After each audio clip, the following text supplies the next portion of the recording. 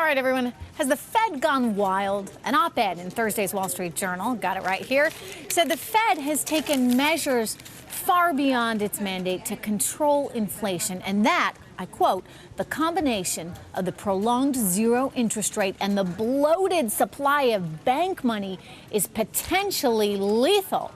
Well, John Taylor happens to be the author of this editorial, and he joins me right now. John, a pleasure to have you back on Reaganomics. Great to see you.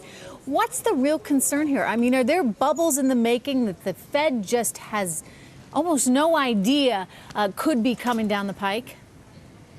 Absolutely. That's one of the concerns. You are in a situation where the economy is picking up. There's indicators that rates should even be increasing a bit. In the meantime, the Fed is sending strong signals that rates are going to be near zero through 2014. So that's kind of the recipe for inflationary concerns, but also I'd say more generally risk, because the Fed will have to pull out some of this extra money, and it could do in a way that's actually harmful. So I'd say it's a recipe for risk at this point. Well, let's talk about that. I mean, what happens when the Fed does start to pull out some of this extra money?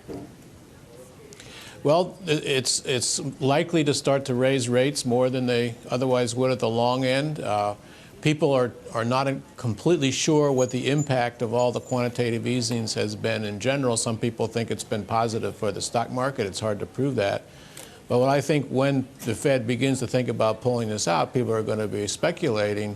First, they're going to speculate on when they're going to do it, how much they're going to do it, and whether they're going to do it at all, and that creates its own unpredictability and uncertainty in the markets, and I think that in itself is a concern. You know, I want to play some sound for you, John, from Wilbur Ross. I was just talking to him within the last 30 minutes, and this is what he had to say concerning 10-year treasuries. He's very concerned that that could be a bubble in the making.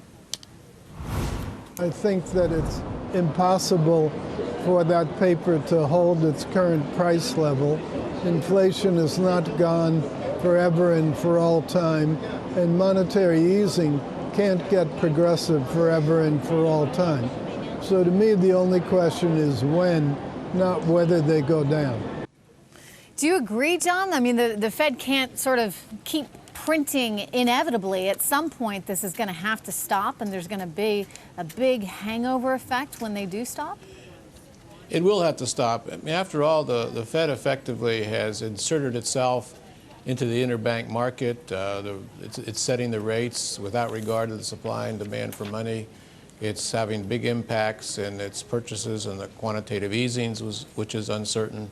So I think there is a concern. And in terms of whether they'll be able to make the adjustment quickly enough, of course they say they will, is whether they're actually going to be able to do that in practice. There would be pressures to not pull the funds back enough. There'll be pressures on interest rates. And so I think even the best of intentions could backfire at this point. Yeah, in other words, you've heard that one before, right? I mean, you've heard that one before, that we can get it right. We can get it right this time.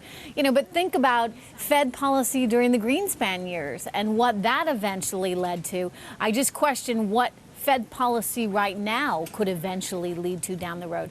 What's the recipe for trying to rein in the Fed? I mean, how do you stop this from getting out of control? What would be your advice? Well, first of all, they could do it themselves, because there has been periods in the past, I think much of the 80s and 90s, where they did follow more predictable policies and things worked pretty well. We had long expansions, low inflation, and declining unemployment, so they could do it. But I think experience shows that they need a little help and some incentives, and I think the Congress could do that by having them focus on price stability, long-run price stability, and that gets away from all these extra interventions. Like employment, right? And then I mean, also they're think focused there's very much on employment. some restrictions on what they should be buying would help too. Some restrictions on what they should be buying. Interesting. But, you know, if they were to just focus on price stability and really watch the inflation numbers and not worry so much about the unemployment rate, might that enable everything to sort of take care of itself? I think it would. It would, because it would stop all this extra intervention, which in fact has led to higher unemployment. You could say the extra ease in 03, 04, 05, which was intended to lower unemployment, actually raised it, because it led to the financial crisis and the boom and the bust. And similarly now, they may think they're having some short-term impacts on unemployment, but it could very well backfire, and it'll have higher unemployment down the road, which is not what we want. Higher unemployment, inflation. I mean, it all sounds like a real recipe for disaster. You're scaring me. Well, I think people have to realize this, and the Fed, we have so many years of experience, 100 years almost now, and we kind of know what works and what doesn't work. And I think they're now drifting in the direction of what doesn't work, and they should get back to things which we know worked. And again, that look at the 80s and 90s where things really worked a lot better. So back to the future. Go back to 1980s, 1990s. Look at Fed policy then and try and prescribe it to now. We're going to leave it there. Economist John Taylor from Stanford, thank you as always. We love seeing you here on the show. Thank you.